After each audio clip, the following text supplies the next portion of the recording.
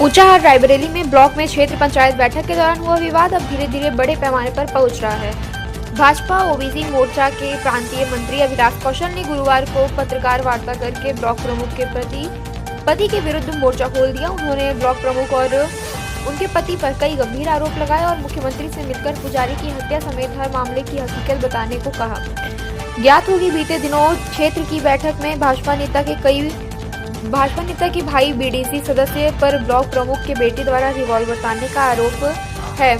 इस मामले को लेकर चल रही गहमा गहमी के दौरान गुरुवार को भाजपा नेता के प्रेस वार्ता की ओर सिलसिलेवार ब्लॉक प्रमुख के पति को कटघरे में खड़ा किया। उन्होंने कहा कि प्रमुख और उनके पति पर राम जानकी मंदिर की बेशकीमती जमीन पर कब्जा करने के लिए 2 पुजारियों की हत्या कर दी, जिसमें ब्लॉक प्रमुख जेल गई थी। सेटिंग करके इस मुकदमे को रफा दफा किया गया। यही नहीं, सरकारी जमीन और मंदिर की जमीन पर कब्जा करके कॉलेज बनवाया गया, जिससे तहसीलदार न्यायालय द्वारा खारिज करके कार्रवाई की जा चुकी है। उन्होंने कहा कि ब्लॉक प्रमुख का घर लोक निर्माण विभाग की जमीन पर बना हुआ है, इस मामले में भी कोई कार्रवाई की जाएगी।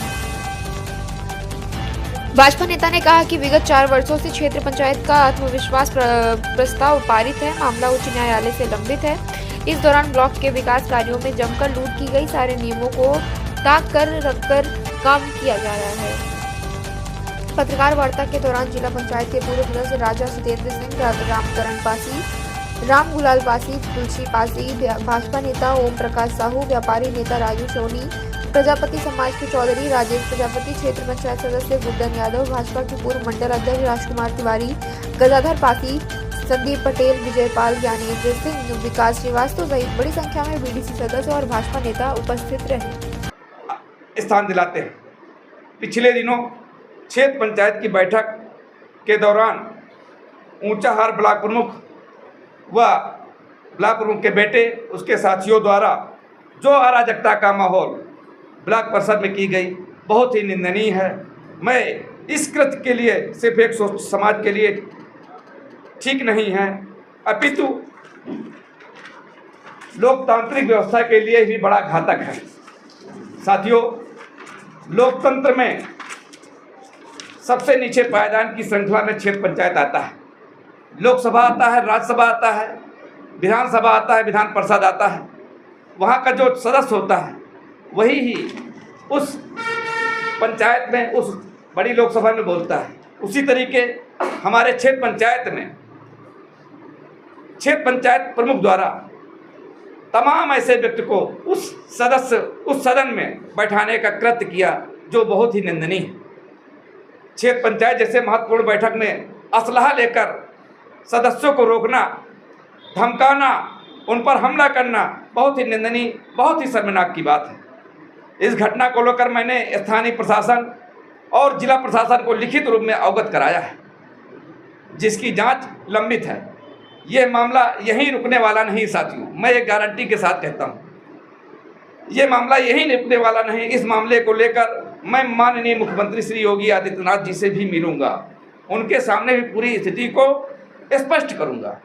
मुझे विश्वास है कि माननीय मुख्यमंत्री जी द्वारा इस न्यायोचित कार्रवाई अवश्य ही कराई जाएगी। साथियों, प्रदेश के माननीय यशस्वी मुख्यमंत्री के नेतृत्व में आज पूरा प्रदेश फल फूल रहा है। अपराधियों के विरुद्ध सघन अभियान लगातार चलाए जा रहे हैं। ऐसे में ऊंचाहार अपराधी मनमानी करेंगे तो ये कतई बर्दाश्त नहीं होगा। इनके विरुद्ध भी अवश्य कार्रवाई होगी, ऐसा मुझे पूरा अपने मुख्यमंत्री, अपनी भारतीय जनता पार्टी पर विश्वास है, अपनी भारतीय जनता पार्टी की सरकार पर विश्वास है। साथियों, बहुत ही एक बात आप सभी से साझा करना चाहता हूँ।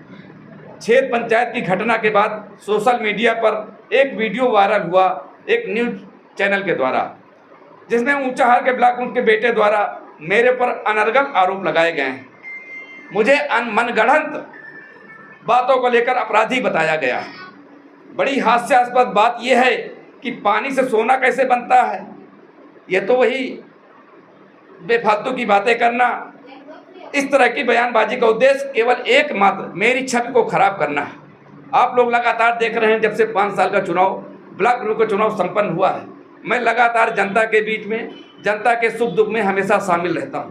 क्षेत्र पंचायत की बैठक और क्षेत्र पंचायत के कार्यों को जो भी गलत कृत किए जा रहे हैं, उनके कार्यों को उजागर करने का लगातार काम कर रहा हूँ।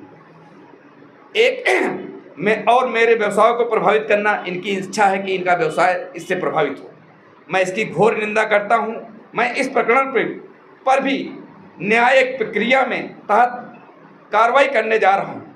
आप सभी से विनम्रतापूर्वक अनुरोध करना चाहता हूँ कि आप सभी लोग सच का साथ दें और मेरी बात को प्रमुखता से आम जनमानस तक, आम जनता तक पहुँचाने में मेरी मदद करें, क्योंकि लोकतंत्र में जनता ही सबसे सर्वोपरि है और जनता का निर्णय ही सर्वमान्य है। क्योंकि आप लोगों ने देखा, मैं 2 जगह से क्षेत्र पंचायत चुनाव लड़ा और 2 क्षेत्र पंचायत चुनाव से लगातार चुनाव जीता। मौजूदा ब्लॉक प्रमुख प्रतिनिधि BN मौर्य जी 2 जगह से चुनाव लड़े और दोनों जगह से चुनाव हारे, तो ये उनकी उपलब्धि बता रही है। साथियों, ये जनता का निर्णय सर्वमान्य है। मुझे पूरा भरोसा है कि आने वाले समय में इन अपराधियों को जनता सबक सिखाएगी और उनके अंजाम तक पहुंचाने की मदद करेगी। साथियों, सबसे बड़ी बात यह है, मैं बहुत महत्वपूर्ण बात कहना चाह रहा हूं। यहाँ जितने सभी साथी हैं और समाज का ऊंचाहार ब्लॉक ही नहीं बल्कि ऊंचाहार पूरा जिला, पूरा विधानसभा, बल्कि पूरा उत्तर प्रदेश इस बात से वाकिफ़ है कि जिन्होंने मंदिर की ज़मीन पर कब्जा किया, सरकारी ज़मीन पर कब्जा किया, गरीब की ज़मीन पर कब्जा किया, वो आज मुझ पर सवाल उठा रहे हैं। मंदिर की 2 पुजारियों की हत्या में जो आरोपित हैं, मंदिर के पुजारियों की हत्या में जेल गए जो मौजूदा ब्लॉक प्रमुख श्रीमती सत्यभामा मौर्य जी, वो जेल भी जा चुकी हैं और मेरे ऊपर वो उंगली उठाने का काम कर रहे हैं। उनके परिवार द्वारा मेरे ऊपर उंगली उठाने का काम किया जा रहा है। और अक्षम अपराध करने वाले, जैसा हत्या जैसा जघन्य अपराध, अक्षम अपराध करने वाले लोग बहुत ज़्यादा दिनों तक बाहर नहीं रह पाएंगे। उन्हें इसकी सज़ा जरूर मिलेगी। बाबा के पूर्वा में राम जानकी मंदिर को ज़मीन को मुक्त कराने के लिए मैं भी संघर्ष कर रहा हूँ। लगातार आप लोगों के मीडिया के माध्यम से राम जानकी मंदिर की ज़मीन का मुकदमा और पावर ऑफ अटॉर्नी मेरे पास है।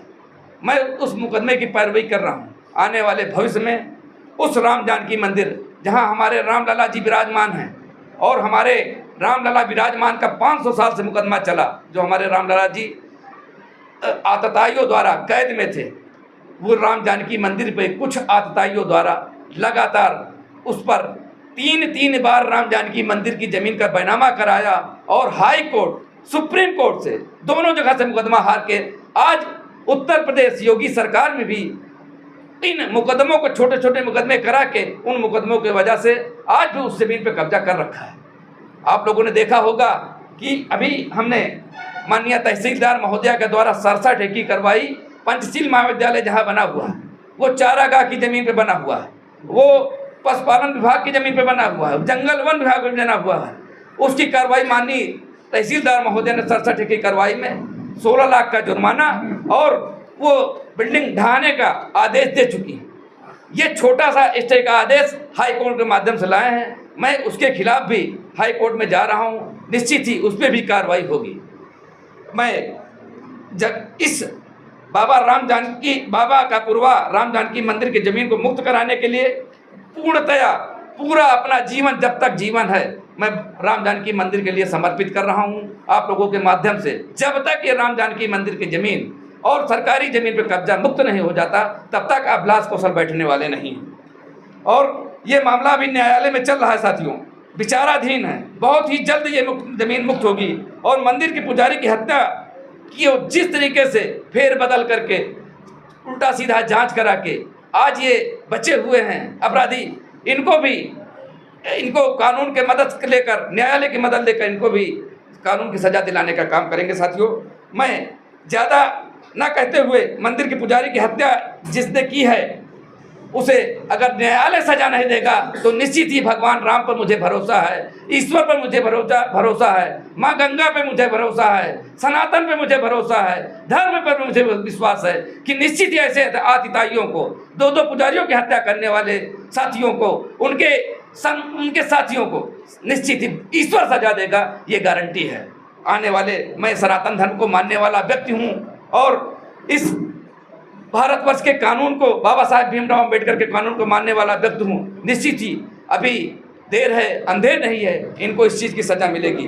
मैं यहाँ पर यह भी स्पष्ट करना चाहता हूँ कि ऊंचाहार ब्लॉक प्रमुख मौजूदा ब्लॉक प्रमुख श्रीमती सत्यभामा खुद पुजारी की हत्या में जेल गई थी साथियों, और इन्होंने पुजारी की हत्या धारा 302 आईपीसी को तब्दील करवाया। जांच में कैसे क्या करवाया ये जांच का विषय है, उसको 306 में कन्वर्ट कराया, क्या किया, अधिकारियों से मिलकर गैर इरादान हत्या में तब्दील कराया। जांच उसकी भी चल रही है, उसके सारी एविडेंस कोर्ट में मौजूद हैं। मैं उसके खिलाफ भी अपने वकील के माध्यम से, अपने साथियों के माध्यम से उस पर भी ये भिड़ने का काम करूँगा।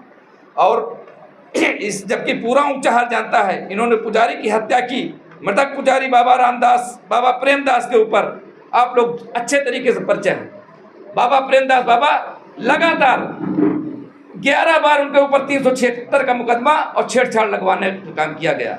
अभी हमारे राजा साहब अरखा जितेंद्र सिंह के ऊपर एक झूठा मर्डर का केस लगवाने का काम किया गया। इस तरीके के अनेकों ऐसे आपराधिक कृत्य छोटे छोटे गरीबों भाइयों को आपस में लड़ाकर उनके ऊपर 376 का